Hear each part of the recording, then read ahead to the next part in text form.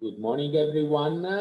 My name is Marco Romanelli, and I'm a dermatologist at the University of Pisa. And today I'm going to share with you some very interesting aspects regarding the title of this topic, which is Help Your Leg Ulcer Patients to Get Their Life Back Sooner. But particularly, we're going to introduce a new concept which is called a 3D framework.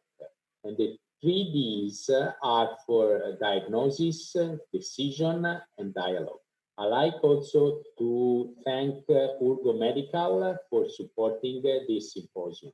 We're going to have three fabulous speakers, which are listed in here. First speaker will be Dr. Sylvie Meaume. Dr. Meaume is either a dermatologist and gerontologist. She's head of clinical gerontology department and also wound care unit at the Hospital Rothschild at the University of Paris in France.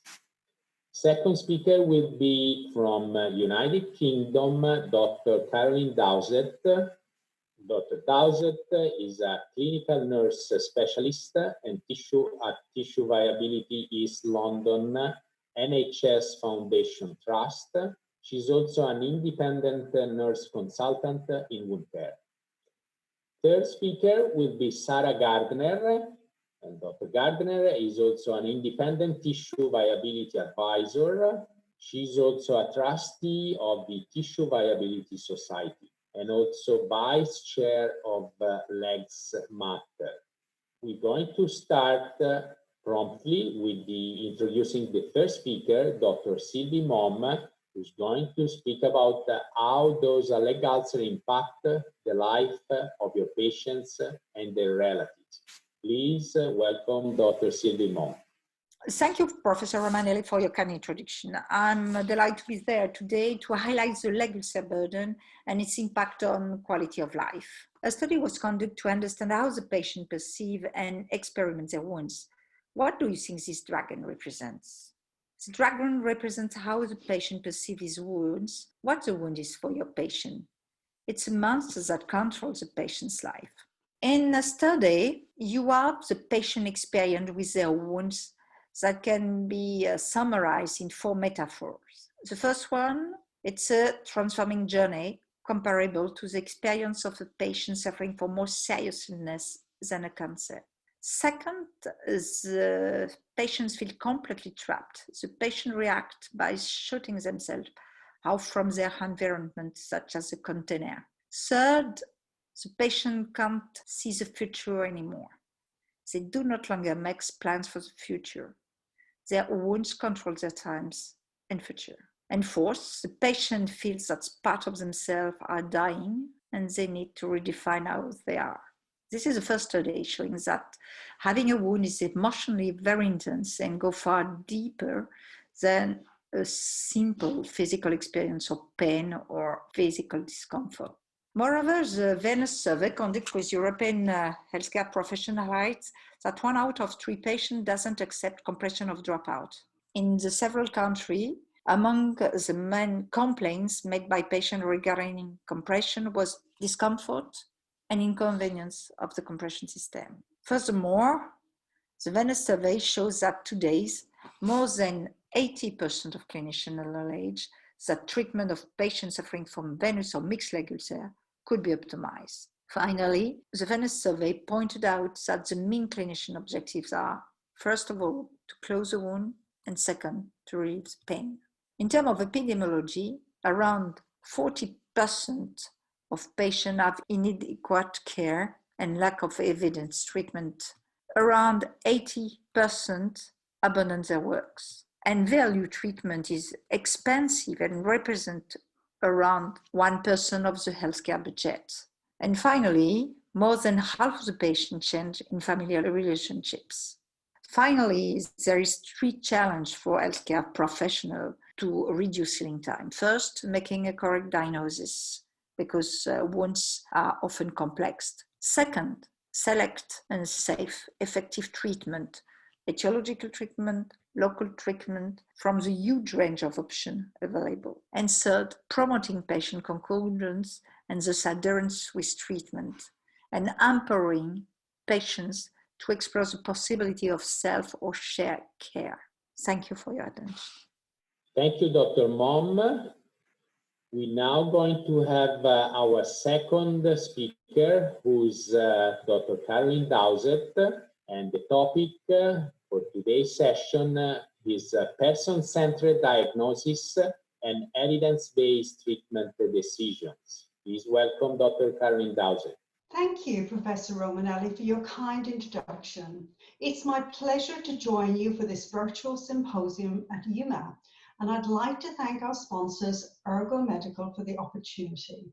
What I'd like to do in this session is provide you with an overview of two of the dimensions of the 3D framework that supports best practice in leg ulcer management. So I'm going to discuss person-centered diagnosis for patients with leg ulcers so that we can establish appropriate treatment.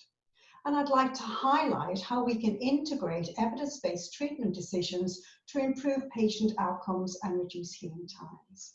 When we think about that patient assessment, we need to remember that a leg ulcer is not a diagnosis. We need to identify the underlying cause. We need to treat appropriately. And if a patient's got venous hypertension, we need to apply compression therapy to treat that patient effectively. So in making our person-centered diagnosis, the 3D framework document reminds us that there are three elements we need to consider. We need to consider the general assessment of the patient, a specific lower limb assessment, and the wound assessment. Let's look at the general assessment of the patient, taking into consideration the patient's past medical history, their underlying comorbidities, medication that the patient might be on that would impact the healing, and then thinking about patients' mobility and their ankle mobility, and thinking about patients' dexterity in terms of being able to engage them in forms of self-care. And of course, remembering that many of these patients suffer pain and reduced quality of life, and we need to think about those aspects of care as part of our assessment, as well as thinking about the environment of care. Will the patient come to clinic, or will the patient be treated in their home care environment? Then we need to move from that general assessment to more specific lower limb assessment, looking at the whole leg. So examining both patients' legs and looking at the skin to see if the skin is intact, whether we've got one ulcer, whether we've got lots of lesions, whether we've got eczema in that leg. Thinking about oedema, whether that's present or not, because that will influence our treatment decisions, as will the shape of the leg. And again, whether patients can move around freely, because when we think about choosing treatments, those aspects are really important. And again, thinking more specifically about the pain associated with the lower limb wound. Once we've done that, we need to do an ankle brachial pressure index to determine the patient's arterial status. And that will help us decide whether it's safe to compress that patient's leg or not, and of course to confirm our differential diagnosis. And then we move down to looking at the wound itself, and we need to document the location, the duration of the wound, the size of the wound. This is important because we know the location, the duration of the wound can determine how quickly we will heal that wound. And then we need to think about wound bed, the type of tissue in the wound, whether we've got infection present or not, and whether that's local or systemic infection.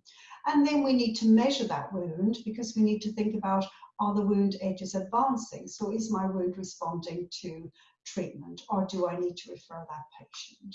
So embedded into the 3D framework document is our leg ulcer strategy for patients presenting with a lower limb wound.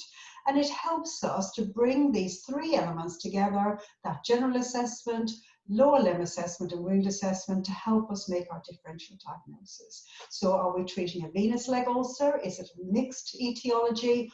Or have we got an arterial leg ulcer? And sometimes we have something more unusual, for example, an inflammatory or vasculitic ulcer, or maybe a malignancy, in which case we need to refer that patient. So the strategy really helps us with getting that differential diagnosis right. And then once we have determined that we've got a venous leg ulcer, it's very useful to think about these in terms of whether they're complex or non-complex.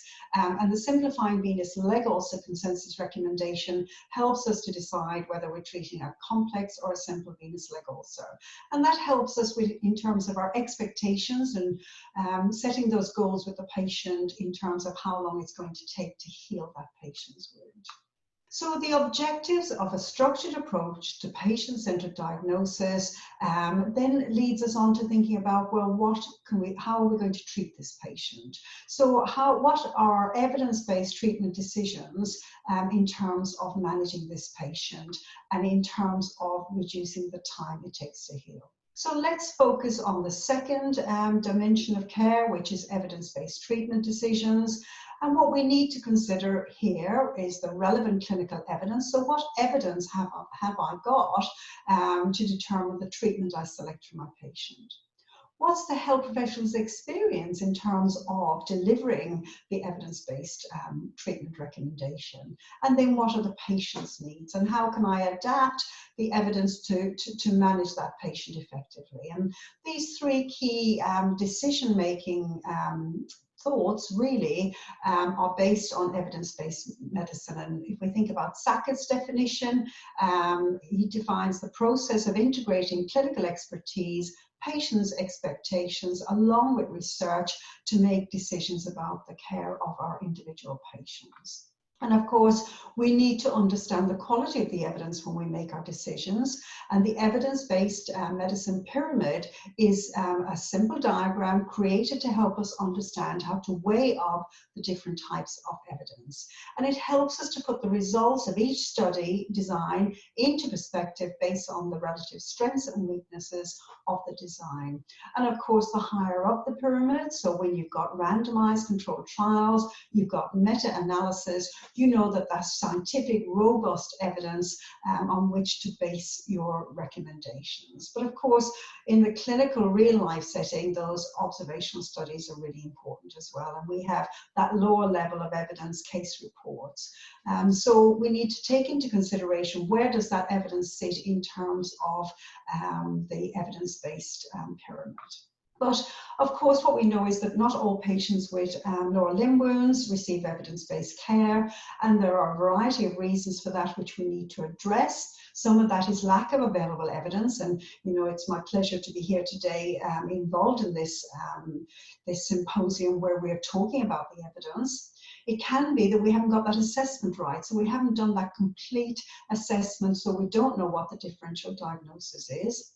Sometimes it's lack of education about treatment options, in which case the 3D strategy, leg ulcer strategy within the 3D framework document is really good in terms of educating our clinical staff out in the home care setting or at the bedside to make that structured, systematic approach. Sometimes we see that clinicians are not able to apply compression correctly, so we need to skill them up in the correct application of compression therapy. Sometimes there's issues about patient safety, so people are afraid to compress. They might not know exactly how much compression they're giving the patient. And sometimes the reason for suboptimal outcomes is the patient themselves, that they don't concord or comply with their treatment. And of course, there are many reasons, including how we dialogue with those patients, which we'll hear more about in this symposium. So how can we change practice? We can do that by integrating evidence as a key dimension of our clinical decision making. So as selecting the most appropriate compression for the patient who's got a venous leg ulcer and applying evidence-based local treatment to the wound. So we know from this systematic review for compression for venous leg ulcers, for the Cochrane group, that multi-component compression bandages are more effective than single component bandages in healing venous leg ulcers. And those bandages that contain an elastic bandage appear to be more effective than those composed mainly of inelastic constitutes. So really driving home that key message that we need to have that higher level evidence when we're making our treatment decisions. Then when we think about our local wound treatment, once we've selected the most appropriate compression, the 3D framework document helps us in terms of thinking about wound bed preparation. So that cleansing and debridement, removing devitalized tissue, managing moisture balance so that we don't have the negative effects of excess exudate both on the wound and the peri-wound skin. And of course, treating infection if it's present. And once we've done wound bed preparation, then we need to apply the most appropriate dressing. And we know from the evidence that the modern wound dressings and procedures that modulate matrix metalloproteinases, those MMPs, may be effective in improving healing rates. So in terms of our evidence-based treatment decisions, they should be based on a full assessment of the patient and their wound. We need to treat that underlying cause, so treat venous hypertension with compression therapy. We need to select a dressing based on the highest level of evidence, and we're going to hear more about that. Reduces time to healing and prevents complications so that overall we improve the patient's quality of life. So I'd like to thank you for listening. I hope that this has been useful, and I will be available for the question and answer session at the end of the symposium. Thank you very much. Thank you. And we are now going back to Dr. Sylvie Meaume, who's going to speak about evidence-based treatments for venous leg ulcers today. Please welcome Dr. Sylvie Meaume once again. Thank you, Professor Romanelli, again. I am delighted to introduce the evidence available today in the leg ulcer management, which enable us to make the best decision according to the 3D. First of all, the etiological treatment. As my colleague Dr. Dowsett said before, multi-component systems are recommended by guidelines as a gold standard for etiological treatment. ERGO-Key2 is a multi-component system which guarantees, as you can see here, the optimal compression, whatever the mobility of the patient, on the contrary of the short stretch and long stretch systems. Furthermore, ERGO-Key2 is proven to be comfortable by day and by night, and this comfort may contribute to improve patient compliance. Now come to the local treatment. TLC and OSF Ergostat dressing has the highest level of evidence in leg ulcer in terms of reducing the healing time. You have controlled randomized trials published. The first one, 2008. The best one, the Challenge 2012, which is the first controlled randomized double-blind study conducted with dressing. You have also non-comparative clinical trials. You have the NERID and Cassiope studies published with Ergostat Plus that proves the efficacy and also the safety and acceptability of this new dressing, whatever the healing stage.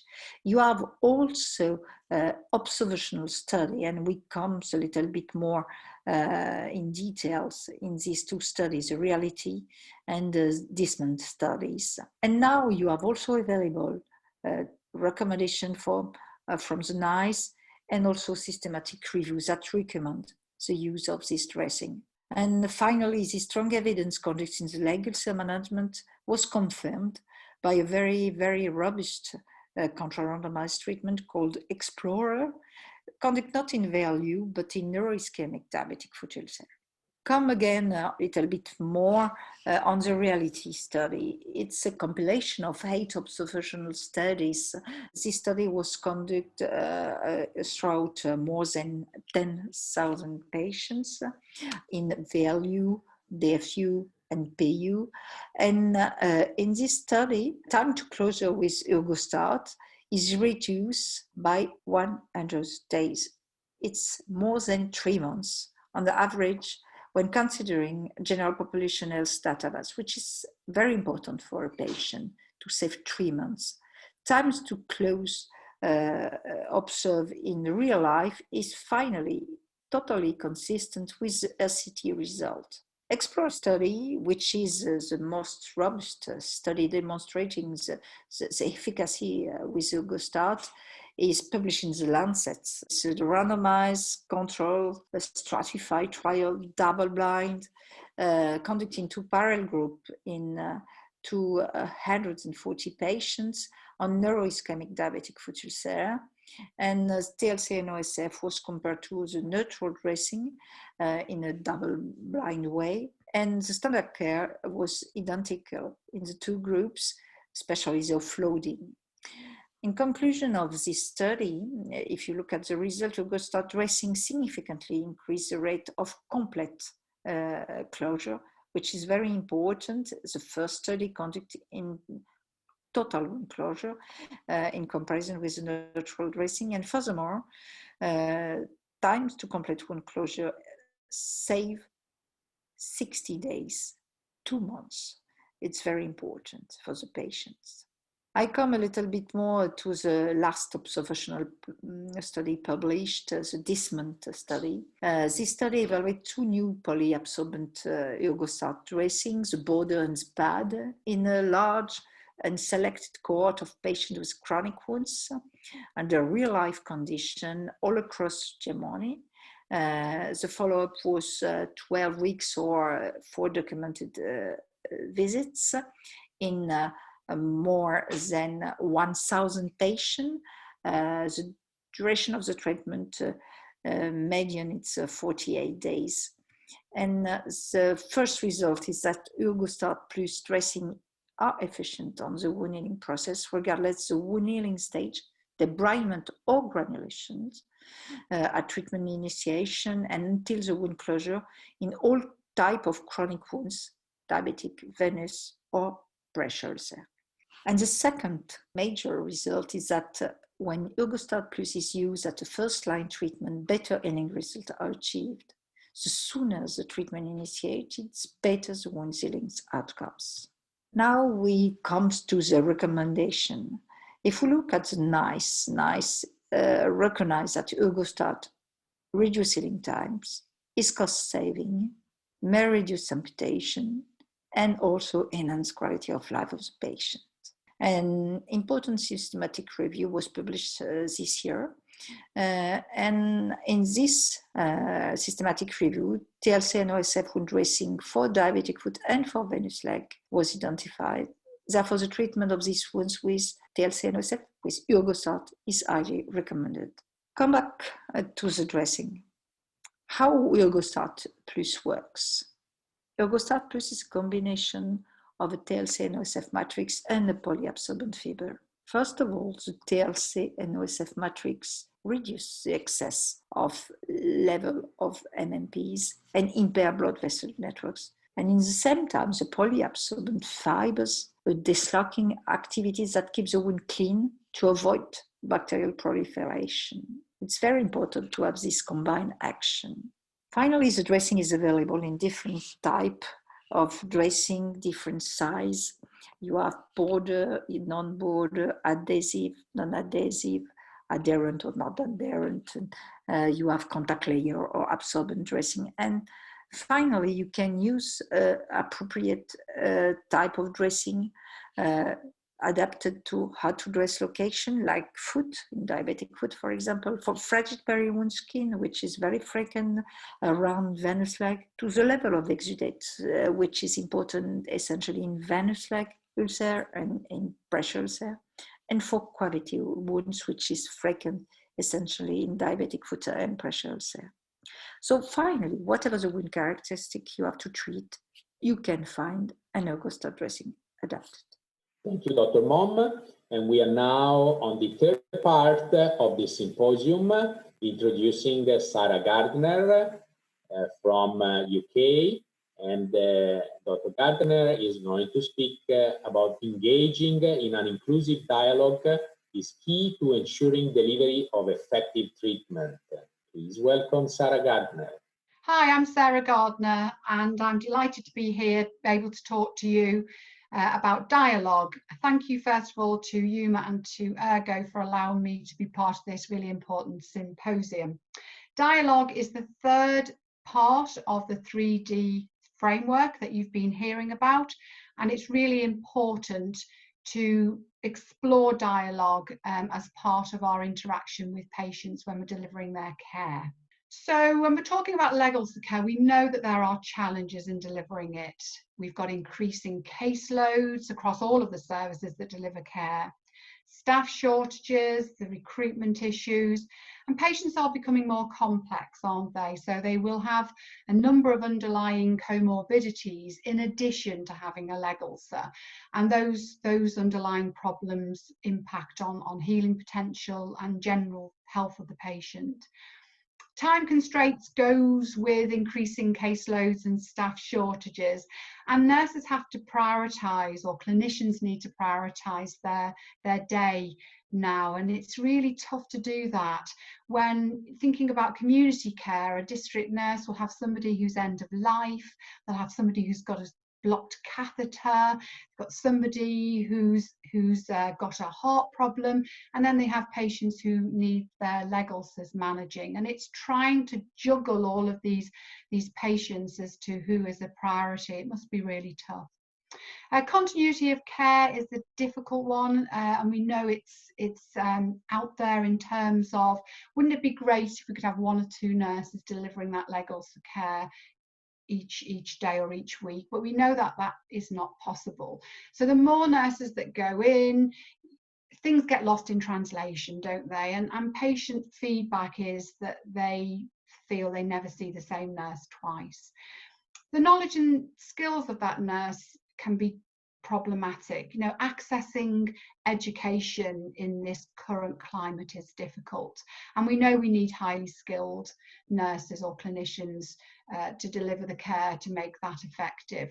And finally, it's something that is cited from a lot of nurses, giving reasons why patients fail to heal, is that patients aren't concordant with their treatment, and I've put that in inverted commas, and we'll talk about that a bit later in the presentation. We know also that there are difficulties between services. We know that leg ulcer services are delivered in different settings, so it could be in an acute hospital, could be in a specialist clinic, and then you'll have care delivered in a treatment room by a practice nurse, for example, and then you have district nurses delivering the care. And unfortunately, you know, these services don't always talk to each other. There's no communication. They might do things differently. They use different formularies. They follow different guidelines, and that can create problems for patients who are being passed between different services. So that is not ideal. So when you talk about compression, we know it is the cornerstone for managing venous leg ulcers. So good, strong compression therapy. And we know, though, that people do find it difficult to accept.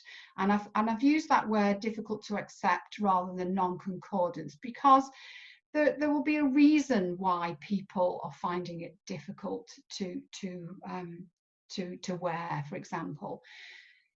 Firstly, I think maybe there's a lack of understanding about their underlying problem. So we don't often talk about leg ulceration as being a disease. And maybe we need to start using that terminology. So if patients have heart failure or renal failure, it's talked about as a disease, and the doctor will discuss the treatment for that problem, and there seems to be a bit more acceptability about that. But patients see this as a wound and not as a disease. So we need to start educating and advising on what is happening within the leg and how compression can work effectively.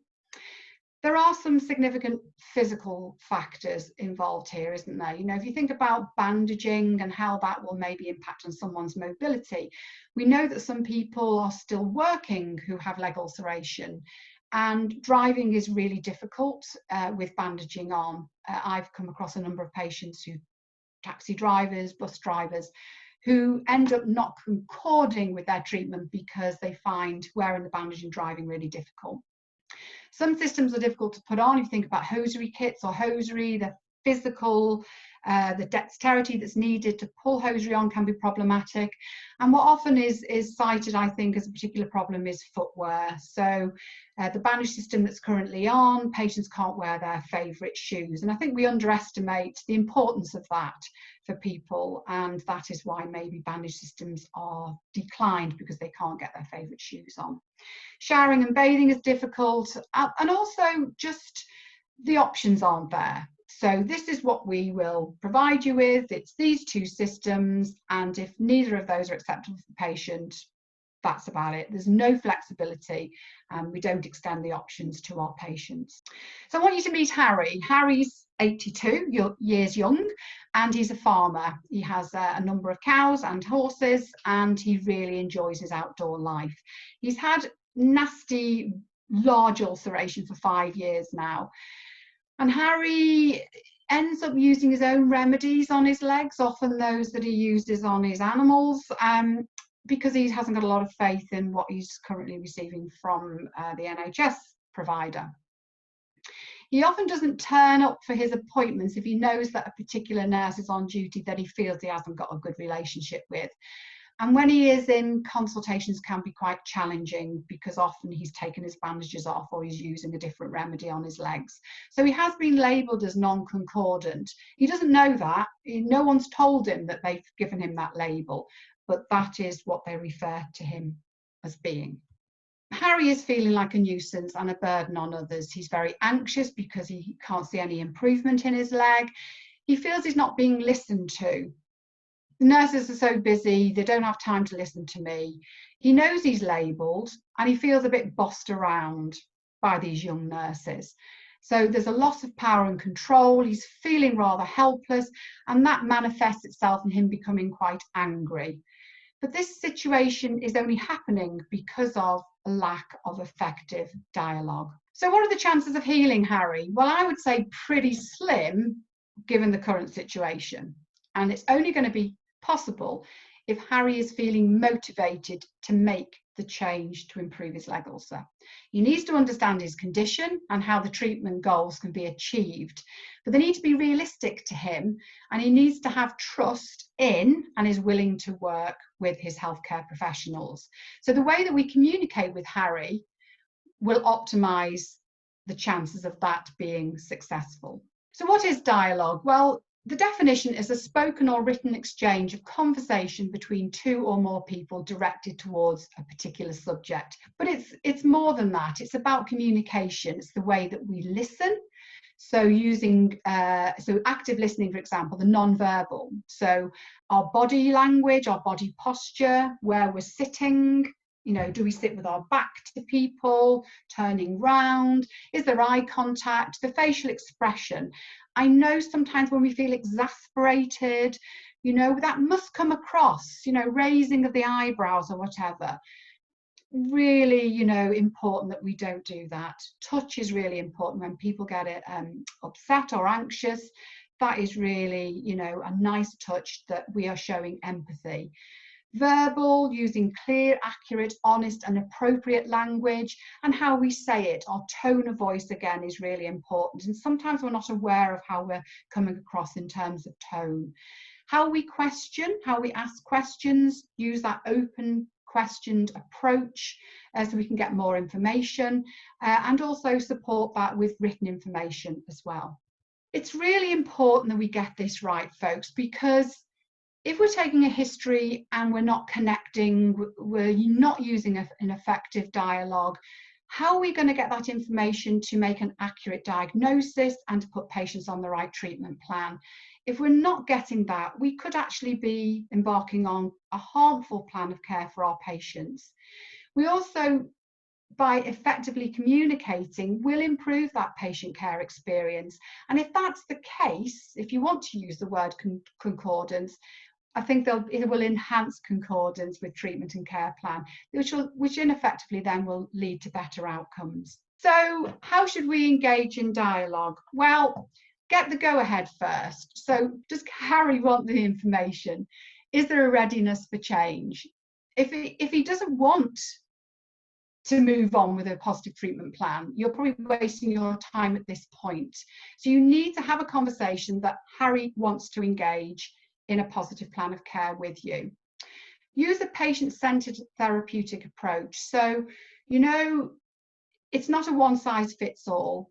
Harry is an individual and treat him as such. So don't focus so much on his condition or his disability. Really get in there and try and explore his anxieties and his concerns. They may need addressing first before you can even think about healing his leg ulcer. Use active listening. Sometimes we think we listen really effectively, but often we don't. So once you've asked a question, there could be this little voice in your head that's already thinking, right, I need to ask this next, or this is what I need to do. And if you're doing that, you're not actively listening. The focus should be on totally what Harry is saying. Use open-ended approach, as I said, so there's no scope there for just yes and no answers, and focus on a positive patient-practitioner collaboration. You need to be working in partnership and building a rapport. Put some humour into it. You know, talk beyond the condition. Ask about what he used to do when he worked, what his family, you know, are his family nearby? Has he got any grandchildren? Talk about the weather. We love talking about the weather. This will all help to build a rapport.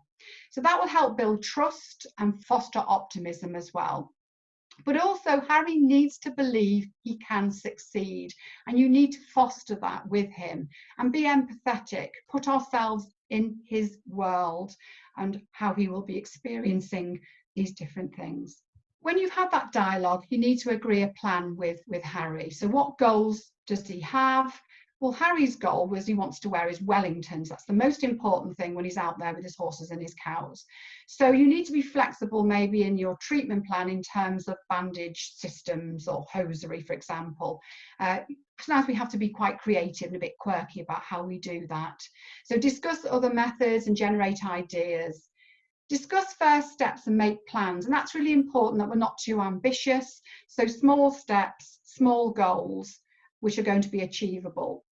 If Harry doesn't think he's quite ready for that, step back. Don't nag, don't push, go at his pace, because as I said, if he's not ready for it, he's not going to get that you're not going to get that engagement. And encourage commitment, involve the family. Family are great to reinforce the plan of care that you've agreed with Harry.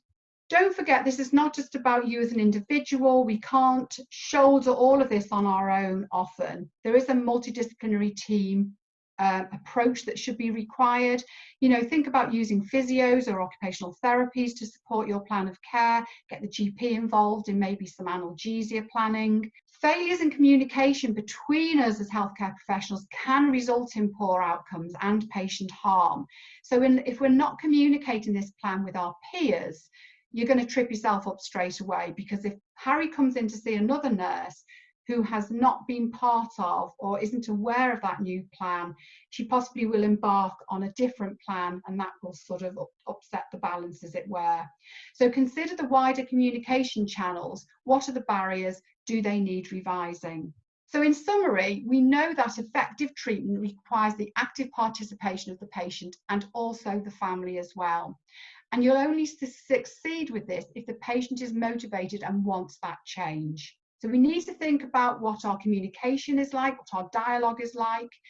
And also, you know, you need to be thinking about how you are communicating and your peers to be able to get the patient to that point of change. We need to master our skills and promote positive partnerships with patients and each other as well. And also remember, from the songwriter Jack Johnson, it's always better when we're together. Thank you very much, and we'll be taking questions soon. Thank you.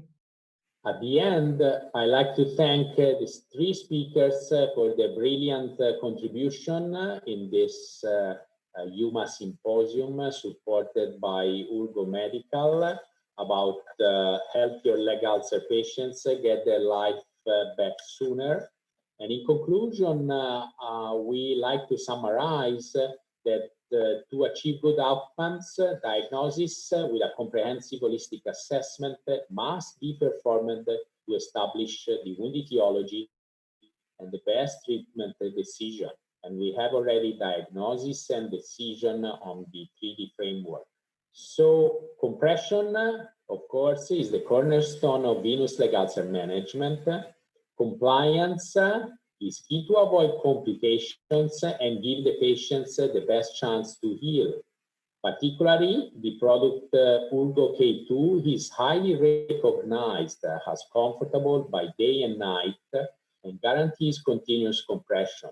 Local treatment is also part of venous leg ulcer standard of care. So in this way, Ulgo Start is being recognized for its superiority and efficacy on reduction of healing time, confirmed through real-life data. So use Ulgo Start in first intention for your patients to fully benefit from its added value. At the end, the 3D framework will be completed by engaging in an inclusive dialogue with the patient, also their relatives and other health professionals, in order to ensure that the patient needs are fully considered and to improve continuity of care.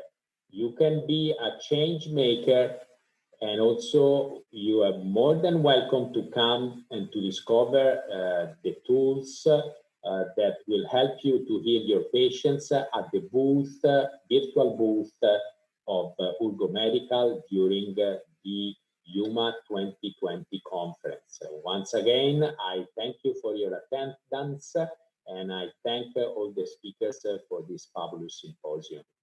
Have a good conference.